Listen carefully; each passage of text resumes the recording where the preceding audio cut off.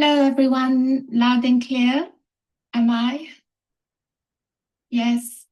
Gosh, yes, I had a couple of messages from Daria, Jen, Shan. I'm not sure about Herbie showing up, but anyway, welcome back today. And Lucilla, of course, I'd love to hear where you are so far with the practices, lectures, what's making sense, and so forth. So the focus today will be the upper body meridians of the heart and lungs.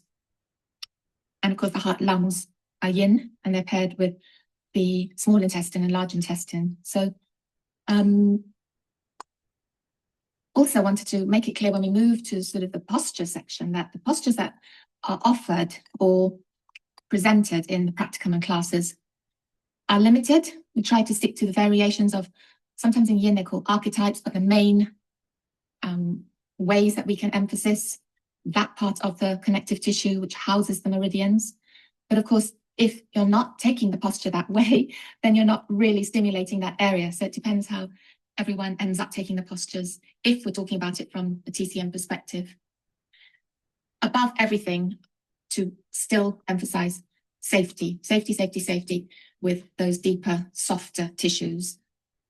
It's much harder to grind away at the harder stuff like the articular cartilage, bones, because we're not doing repetitive actions with yin yoga. We're static. And so we're not creating that friction, again, bone against articular cartilage. But hopefully you've already begun to realize there is the propensity to overstretch the soft tissue and to not be paying attention. So we want to be clear that while we're in yin yoga, we are paying attention differently. We're not going to sleep. We want to relax the body so that we're not stressed, obviously, but at the same time, we want to be observant of any pulling, tingling, numbness, anything which later we could then contribute to, oh, I just stayed too long in that posture, or I went too deeply. So easy to do. So easy to do. So whilst these postures are offered for this level, of course, they're not finite. They're not the postures. Lots of other postures could stimulate the area. Don't get confused about the fact that this is just hopefully offered in bite-sized sections so that you can see, oh yeah, today I'm going to lead a class primarily focusing on the upper body. So if it's the upper body, now I can talk about the heart and lungs and heart and lung chi. I can talk about where the meridians are housed. I can talk about some of the emotional and mental properties related to these upper body meridians. And I don't need to overload my students with too much information because that's stimulating. The main focus for them should be their interoception, their own interoception.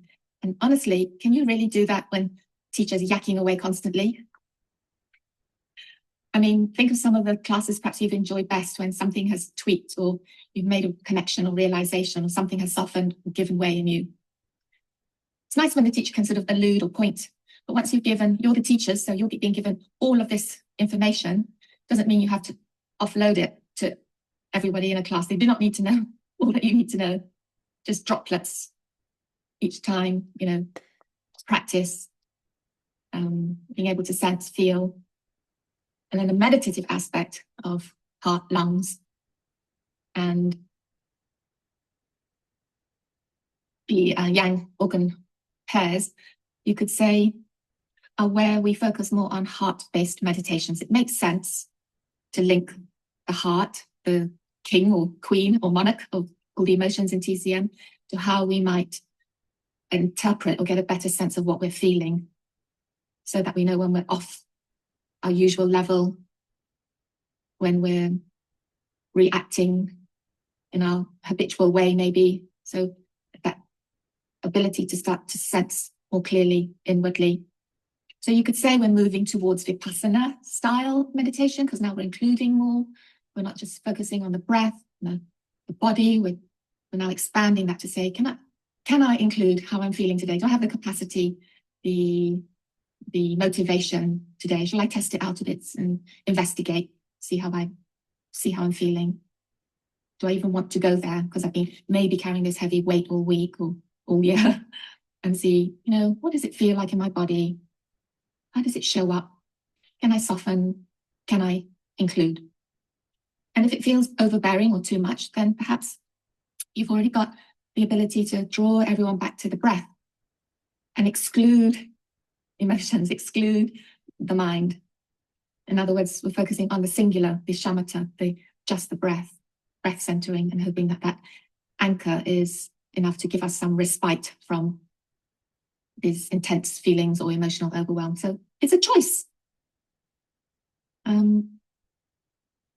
It's a choice, and I can't, let's say, prescribe what's good for this or that. No one can, but we can get a sense of our own capacity. We go in, come back out, go in, come back out. So I hope that's recaptures a little bit. Of course, I don't know where you are with, have you prepared any of the preparation for meditations or done the meditation or just done the practicum, but I'd love to hear from each of you. And literally, I'd be lovely to hear from you as well, second time round, and how this has landed and what's changed. So